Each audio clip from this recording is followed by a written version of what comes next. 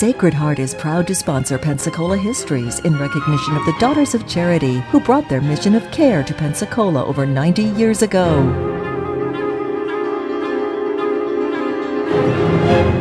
Hello and welcome to our series of broadcasts about Pensacola's great history, the first place city in North America.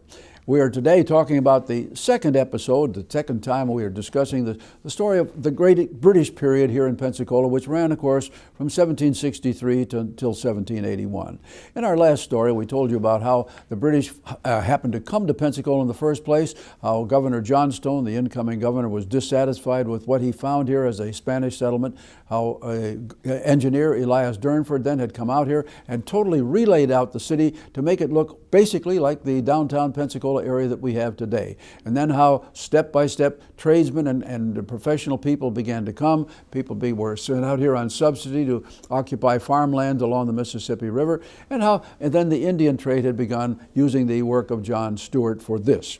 And so we were at the end of the first 2 years of productive work. And of course, as all of this is happening, now step by step, the new settlers are coming in here. They are building their homes basically on a very simple pattern, because virtually all of the houses that were built at this time were built of wood, and much of that wood, of course, was created with a small lumber mill which was built on the outskirts of the city.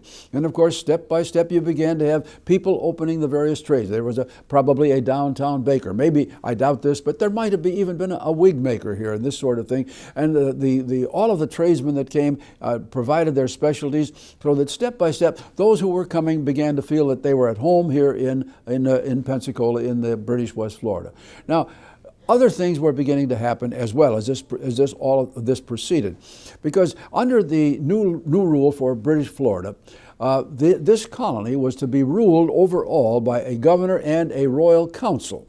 And the council included 5 men, all of whom were appointed by the Board of Trade, appointed by them and paid for them. This included an attorney general and a head of finance and a head of defense and so forth. And all of them worked with the governor. And the contract, the charter that they had, also permitted the creation of a locally elected assembly. And George Johnstone would get around to that just very, very shortly. The assembly, of course, was much like we've all read about in our school books about Virginia and the House of Burgesses they had. Well, Pensacola had its own version of the House of Burgesses beginning just a year or so after George Johnstone arrived. Now, as all of this began, of course, other things began to move into place. George Johnstone was supposed to have as his helper a lieutenant governor, and at first this gentleman just didn't show up. But into the year 1765, he did. And his name was Montefort Brown. Montefort Brown was another ex-soldier, a very successful one, and he was a man full of ideas. And as he began his plan to come out here, he looked around. He said, what we're trying to do is find good citizens to come in and inhabit Pensacola. And he said, now, who would likely come beside people in Great Britain? And he got out his map of France. And he noticed that southern France was almost opposite Pensacola. And he said, well, what kind of people are over there? Well, he found this. Southern France was heavily populated by Huguenots. And Huguenots, of course, were still religious dissenters inside largely Catholic France. And these Huguenots were farmers, many of them. And so Montefort Brown, on his own, decided to go to southern France, talk to some people, and he signed up 46 Huguenots and their preacher, and they agreed to come.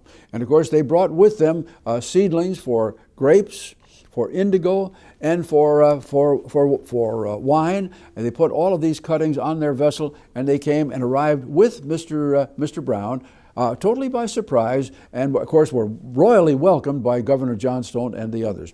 Now the question was, where will we put these people? They're farmers. They're not going to inhabit downtown Pensacola. So they located appropriate land up Escambia Gate, where it seemed like the weather, the breezes, the land, the soil would be hospitable to what they wanted to do. And these people settled in there and began a little sub-village to Pensacola, which they called Campbelltown. And this began to work out quite well in the first year. Now, I wish I could tell you that all of what the Huguenots did was a success. But at the end of 2 years, they came to George Johnstone and said, "Sir, we're sorry. but not a thing that we planted has grown well. This just isn't going to work. And so they picked up and they moved away from Pensacola. These Huguenots resettled in near what is now to Abbeville, South Carolina, where there already there was a considerable Huguenot settlement, and they began a settlement which became a very successful part of southwestern Carolina. Well, about this same time, Pensacola finally got its first clergyman. They'd had trouble recruiting a preacher before that because once again the travel guides hadn't been making this look like the most beautiful place to come. But finally, in 1765, a Reverend Nath Cotton agreed to come. And Nath Cotton had two jobs. He was to be the clergyman for the Church of England, and he was also to be the schoolmaster. And Nath Cotton arrived, and he set up his headquarters in Government House right down on the water and began doing both of his jobs. He was quite successful. There are a number of wonderful reports on what he did. He was repeatedly sent reports back to the Bishop of London, so we know some of the things specifically that he accomplished. And one particular year, in 1766, he was so pleased because in that year his statistics showed that he had baptized 62 people while he had only had to bury he baptized 82 people while he had only had to bury 63. And he felt that the things were really looking up. He was very successful as a schoolmaster, and things were going well for him. And then, unfortunately, he developed pneumonia, and he died early in 1767. And the coming and going of ministers after that is, we do not have a very good record of that. It's about this same time now that Governor Johnstone said that it's time for us to put into motion our General Assembly. By now, the English settlers along the Mississippi were in 3 different towns. We had Mobile, we had Pensacola, we had Campbelltown. And so each of those communities was entitled to send at least 1 and perhaps 2 different delegates to this new assembly. And they did. They arrived here in the early part of 1767. And of course, they all came in. They were boarded with the residents here, and they held their meetings in Government House. Now, these people were, of course, they had a charter. They had rules that they could go by, and basically they were to conduct what we would today call in city government ordinances. These were the things that dealt with how the laws and regulations for citizenship and keeping the peace here. And they were quite successful. They met annually for about 2 weeks, and this practice continued for the next 5 years. And the assembly, as I say, we can credit them by saying what Pensacola had its own version of the House of Burgesses that we talked about in Virginia. Well, about this time, something happened that was very uncomfortable for poor Governor Johnstone. As I think we mentioned in our last episode, he had encouraged people to trade with the Spanish over in Louisiana. And we need to talk about that for just a minute.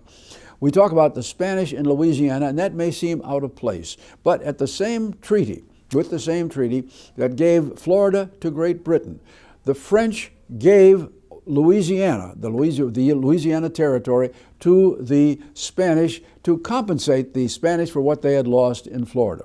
Now here we are, a largely French colony, which even had all of the Cajuns who had been driven out of Acadia back during the French wars. This was now a French colony, but now became Spanish with Spanish governance. And these were the people that Governor Johnstone encouraged to have trade with Pensacola, and they did. Things were going quite well.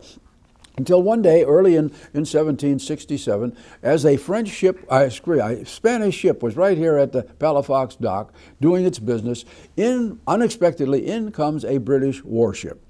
Well, the captain of that warship was one of these spit and polish people. He believed in going by the book, and he knew that what was going on here was illegal. So he went to George Johnstone and said, "Now, Governor, this is illegal. Now, you've got to stop. I want that Spanish ship out of here by 5 o'clock this afternoon. This has got to stop. If you don't, I'll be forced to arrest you and send you back to Britain in chains." Well, you can imagine that sort of took a little bit of the air out of Governor Johnstone's balloon.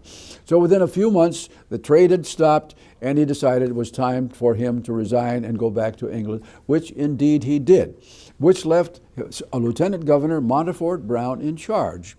Well, Lieutenant Governor Brown was a very aggressive idea man, but he had not had good success in getting along with the other 5 council members. In fact, they'd had a number of rather acrimonious disputes. And so now as days went by, the council members and Brown began to bicker back and forth with one another, and things just weren't going smoothly. So we come to a time in the early part of 1768 when Governor Johnstone Governor Brown calls Elias Durnford into the government house. And he says, "Sir, it's been 5 years now. You haven't been home. You haven't had a chance to buy new furniture for your house. I want you to go home, take a leave of absence, go back to England, do your things back home, and while you're there, go and see Lord Bute at the Board of Trade and tell him what's going on here. Tell him what a good job I'm doing, and to do something to put these council people in order."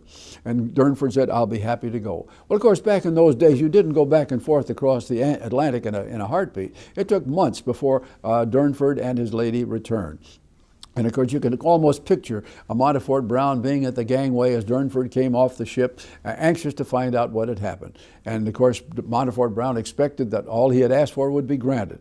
And instead, Durnford handed him a paper, which Brown read back to himself and said basically this: the Board of Trade has heard the arguments put forth by you, as acknowledged by Mr. Durnford, and as a result of that, we are recalling you to England, and we are placing Mr. Durnford in charge as the interim governor.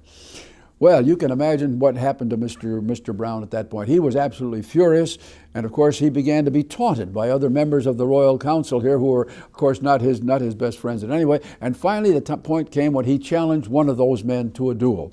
And these men, fighting with pistols, met under the dueling oak down on the waterfront. A duel was fought, and the councilman was shot and seriously wounded. It looked for a time as though he would die. And of course, if that had happened, it would have been the requirement to send Mr. Montfort Brown back to London to be tried for murder. Happily, the councilman recovered, and Mr. Brown did depart, and that left Mr. Durnford as temporary interim governor here at Pensacola. And he settled in to do his job. Months went by. Things were going along smoothly. The assembly was meeting, the council was meeting, trade was developing, all was well. And then finally, early in 1769, word arrived that a new governor appointee had been made, and his name was to be John Eliot.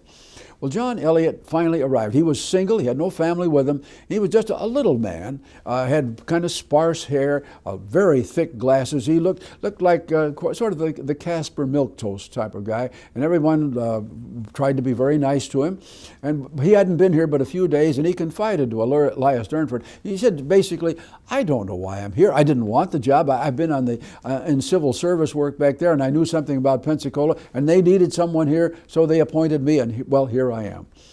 2 weeks went by, and then on early in the morning, about 5 a.m., Durnford and his wife were asleep, and they were awakened by a knock on the door, and the corporal of the guard for the night rushed in and said, "Come quickly, sir, something terrible has happened." So Durnford pulled on his breeches. They raced down the street into the government house, and there, with the door wide open, there in the governor's apartment was John Eliot, suspended from a rope.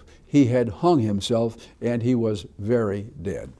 Well, to this day, we have no idea what the motive might have been behind his killing himself. Pensacola may not have been the garden spot of the world, but it certainly couldn't have been that bad. But nonetheless, he was very dead, which now left Elias Durnford once again in charge as the interim governor. And he would serve here now for almost 2.5 years before another governor would be appointed. Meanwhile, the colony was prospering, and the one thing that might have been a little bit concern to Durnford was he was getting some reports about the discord that was arising in some of the other English colonies, especially in Boston and around that area, as the post-war activities were beginning to come home to roost. So Durnford, he worked ahead, he did his job, things were going all right, and that's where we will leave our story until we pick up again with the next governor of Florida.